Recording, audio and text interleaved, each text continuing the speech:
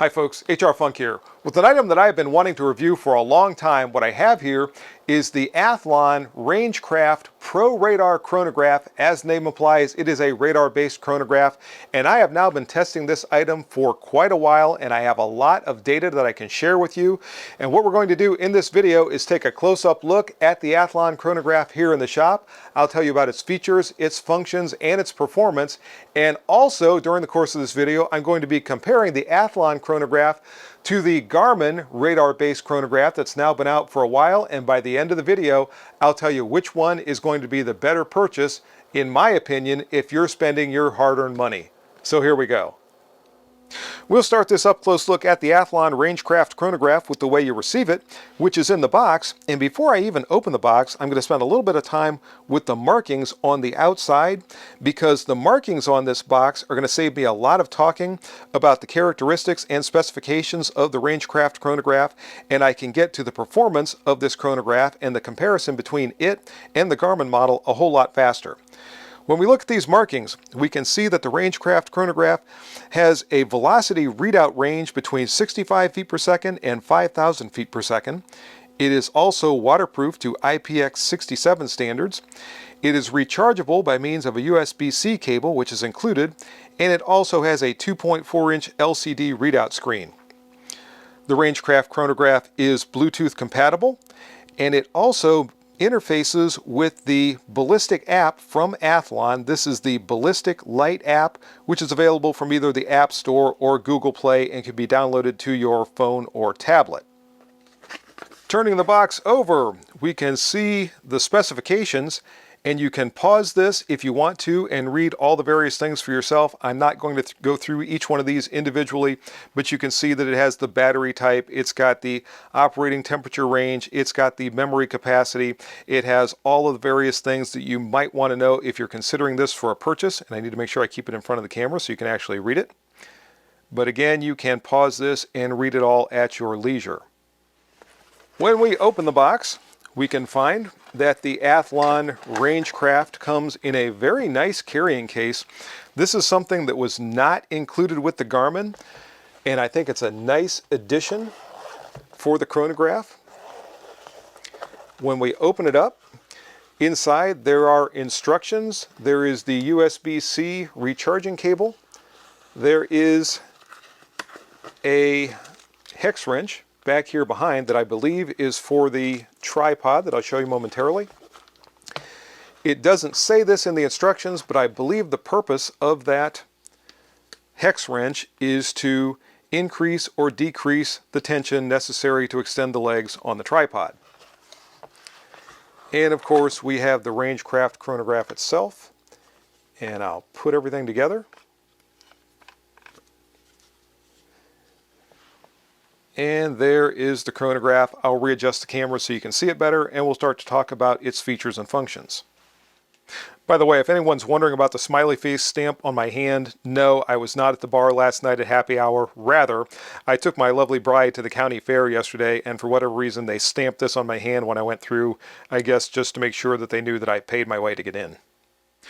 Here is our first up-close look at the Rangecraft chronograph itself, and I'm not going to go over the dimensions because they were printed on the back of the box. You can go back and look at that. I will say this is slightly larger than the Garmin unit that I'm going to talk about here in a little bit.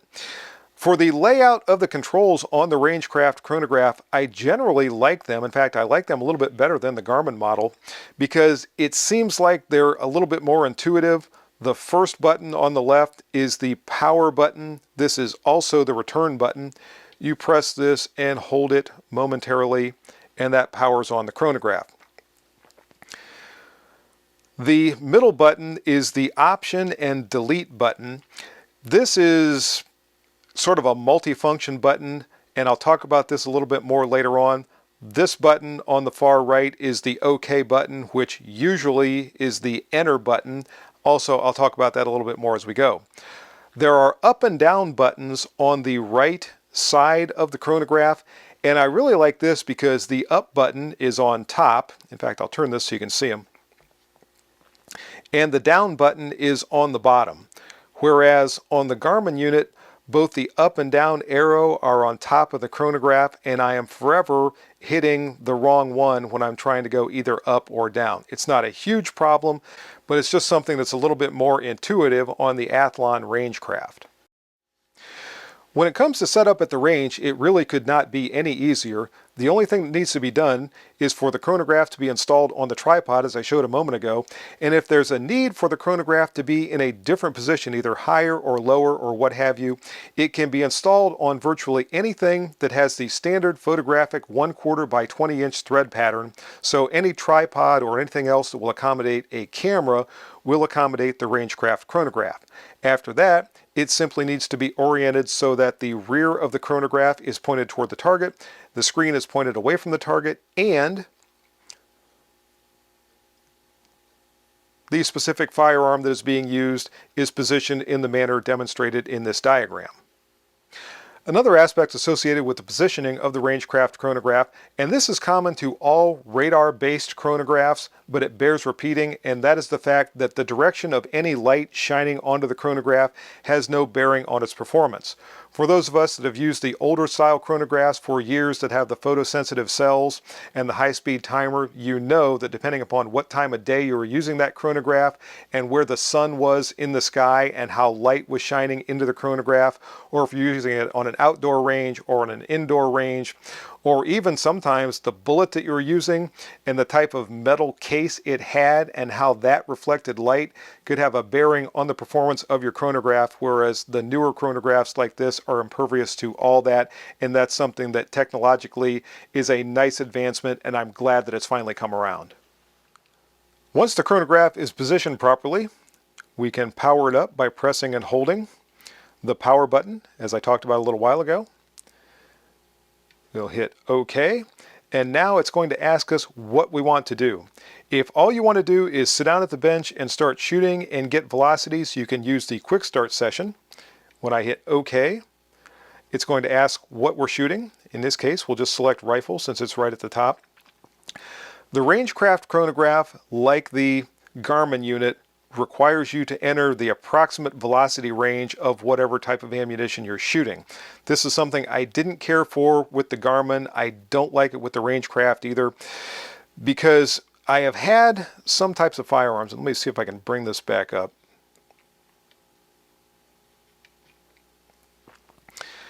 where if you're right in that 1800 feet per second range, and think about something like maybe a light .357 Magnum bullet that's being fired out of a 18 or 20-inch carbine, that's going to be right in that 1800 feet per second range. And I have had shots that did not register because they were just a little bit above or a little bit below where I was guessing they would be, and I just don't care for that. I would like to see these things tuned to the point where you don't have to try to guess what velocity you're going to be in.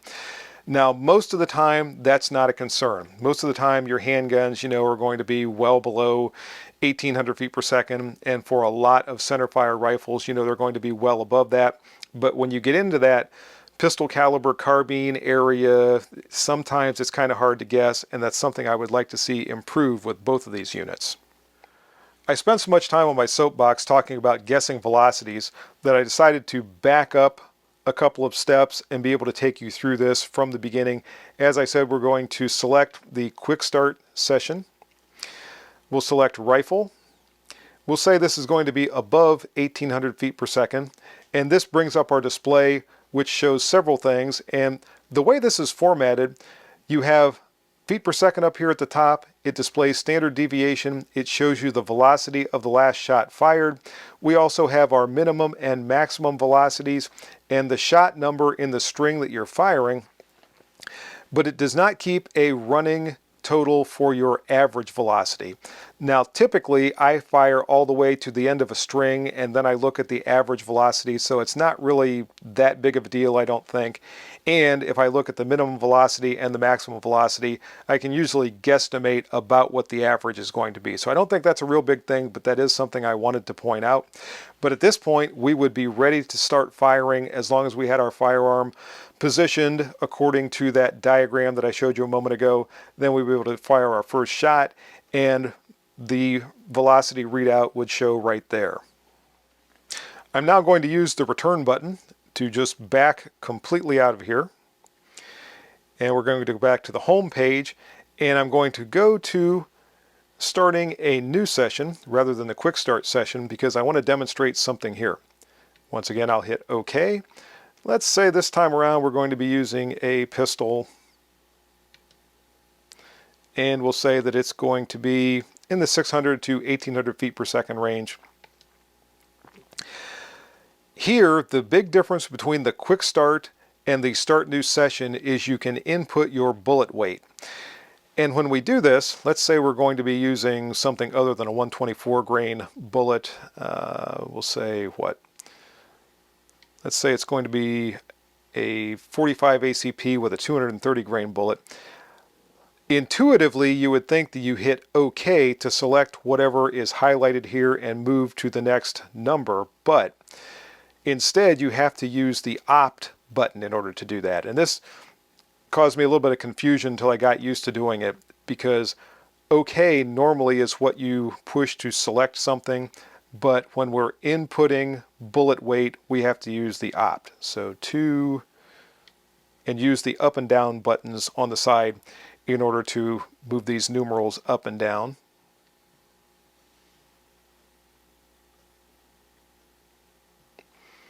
So there is our 230 grain bullet. Now I'll hit OK. When we fire the shots this time, once again, it's not going to be displayed on the main readout, but the chronograph will also calculate the kinetic energy of the bullets that are fired based on the velocity reading and the weight that we just input. So when you get to reviewing that string, you'll have that information as well, and it can also calculate the power factor of that ammunition. So if you're someone who needs that information, you can get that right from the chronograph as well. Once you've fired the last shot in your string, you can use the reverse button, or I guess it's actually return button. And this will bring up your previous string beginning with the one you just finished, and you have all the others listed down below. You can use the down buttons to go to whichever string you might want. And then you can review all the data from that string. So here we have the average velocity, we have the standard deviation, we have the high and low velocity readings, and also we have, when I go into summary, minimum, maximum, average, standard deviation, extreme spread. There is our average kinetic energy. That's a muzzle energy, by the way. And the power factor right there for the shots that we were firing. If I come back out of there and go to the individual shot record, I can review the performance of each individual shot in that string. And if there's one for some reason we want to delete, we can delete that from the string. It'll remove that from the average calculations. So if you have one that you know was just not a good round of ammunition for one reason or another, you can delete that and not have it influence the results of your test. If you want to, you can also delete the entire session. That removes it from the memory of the chronograph, and you don't have that anymore either. Something else to be aware of is you can use the Rangecraft chronograph with rifles, pistols. You can use them with bows and arrow, crossbows, air guns. We've got other there, so I don't know if you want to measure your fastball speed or something like that. You'd be able to do that apparently with the Rangecraft. I didn't try that, but I don't know what other would be exactly, but whatever the other might be, you've got that setting as well. Again, from the home screen on the Rangecraft, we have a couple of other things we can look at. If you want to see the data from your previous sessions, you can go straight there from the home screens. Just click OK here, and that brings up the list of previous sessions. And once you click on that, you can see the data that you're looking for. Last thing we're going to talk about a little bit is settings. And we have a variety of settings here. Display color. If there's some issue seeing your display, maybe the sun is shining on it in such a way that it makes it difficult to see, or there's some other problem, you can change that color, and there are several different options in there for display color. Brightness, you can turn the brightness up or down. Currently it is on 100% brightness. There's that backlight timer that I talked about, that you can change how long the display stays lighted. Velocity units, you can change from feet per second to meters per second. We can change the units for our bullet weight, either grains or pounds. Language, we can change the language. I don't know how many languages are in the Rangecraft, but if you want to use something other than English, you can. This is the Bluetooth connection. We can turn that either on or off. We can set the date and time. We can format the memory. And the final selection is about, and this is the information that nobody understands except for the people that actually program these units. The last thing I want to get into before we start the comparison between the Rangecraft chronograph and the Garmin unit is the phone app that interfaces with the Rangecraft, and that is Athlon's Ballistic Light app. And the nice thing about it is that it not only stores the information from the Rangecraft chronograph, but the ballistic app itself also has a ballistic calculator. So you can take that data that you've just received from the Rangecraft and you can plug it into the ballistic calculator and get things like bullet trajectories and residual velocities and retained energy, etc., from that ballistic calculator.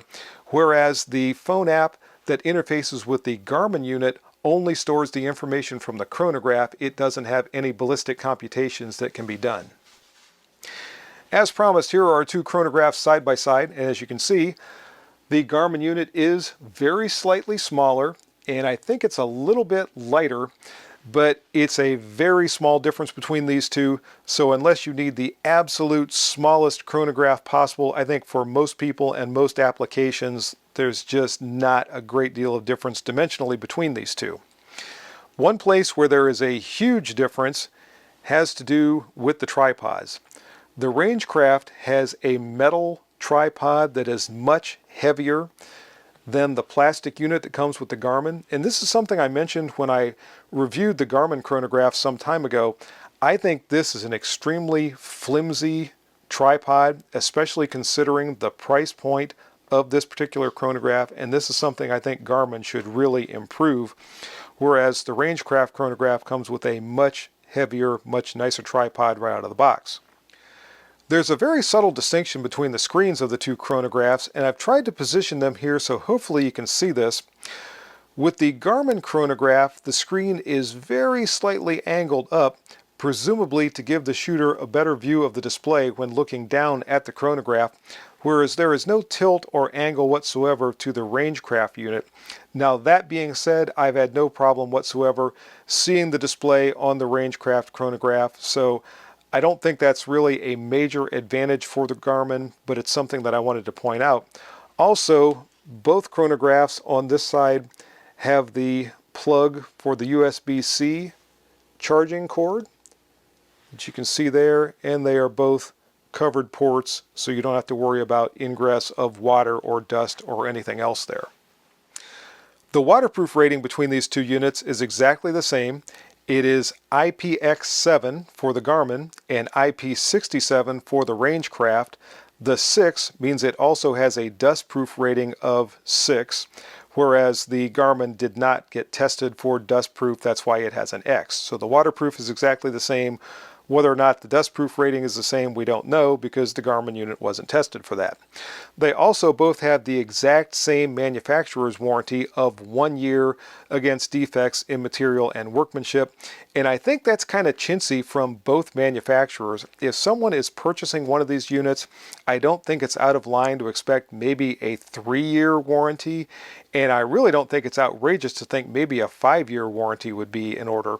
But in any case, as I said, they both have a 1-year manufacturer's warranty.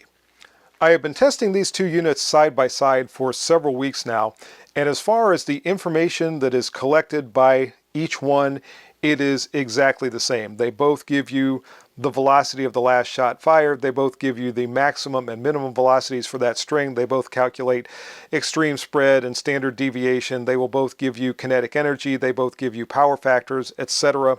So the information that you glean is exactly the same.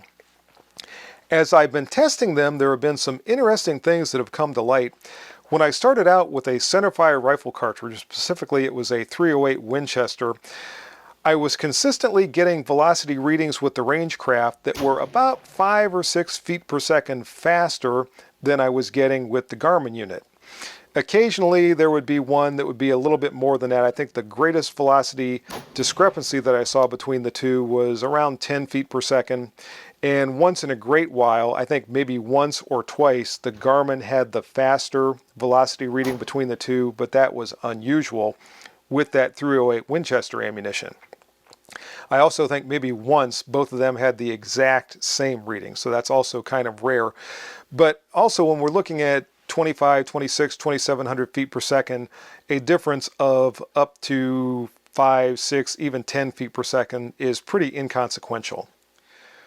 When I changed over to 22 rimfire ammunition out of a rifle length barrel, the difference between the two chronographs began to change. Far more often with 22 ammunition, the Garmin unit had the higher velocity reading, and again, it was about 5 to 6 feet per second on average. Occasionally it would be as much as 10 or maybe 11 feet per second more, whereas the Rangecraft usually had the lower velocity reading with that 22 ammunition. At the end, the average velocities between the two were pretty close. There was still about 5 or 6 feet per second difference. And even with the 22 ammunition, when we're looking at 1100 feet per second or 1200 feet per second or thereabouts, 5 to 10 feet per second doesn't make a whole lot of difference. And as far as which one of them is the more accurate reading, I really have no way to tell. That would take equipment that was far more sophisticated and expensive than anything I had available to me.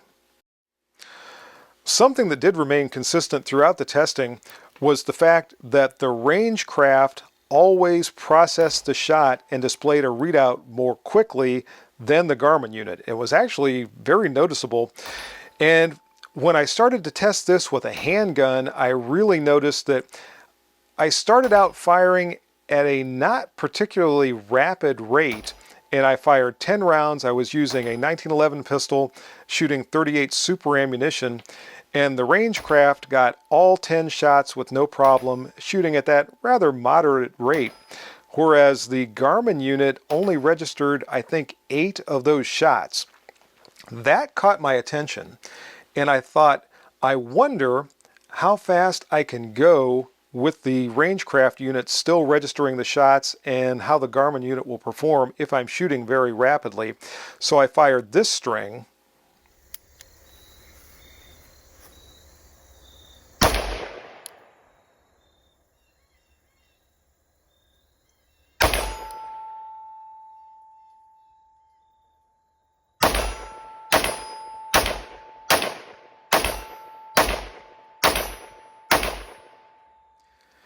And in case you didn't catch it, the Rangecraft got 8 of those 10 shots, whereas the Garmin chronograph only got 5 of those 10 shots. So it is possible to outrun the Garmin chronograph.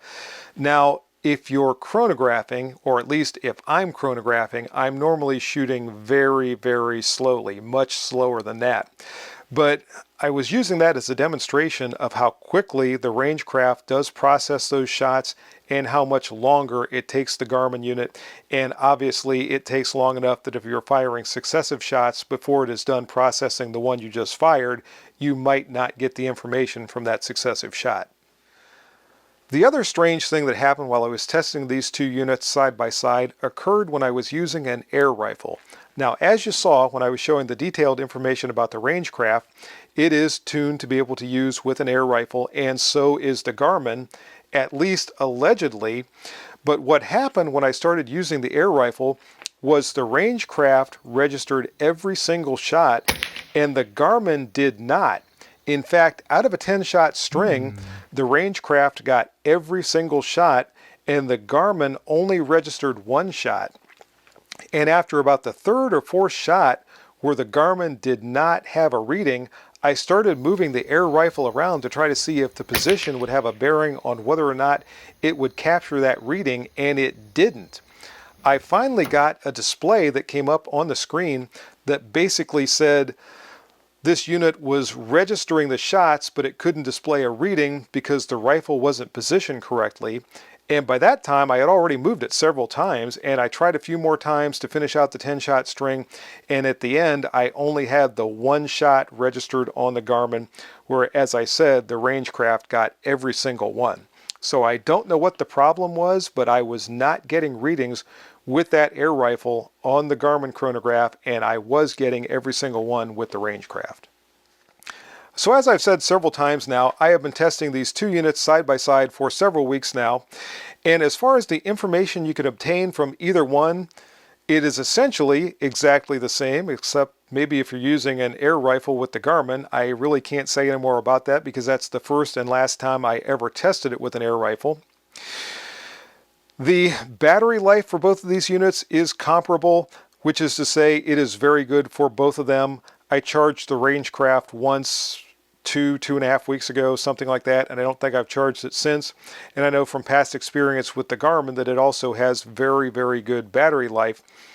But the difference in these two when it comes to performance, I think, is pretty glaring, and the Rangecraft really, in my estimation, outperformed the Garmin significantly.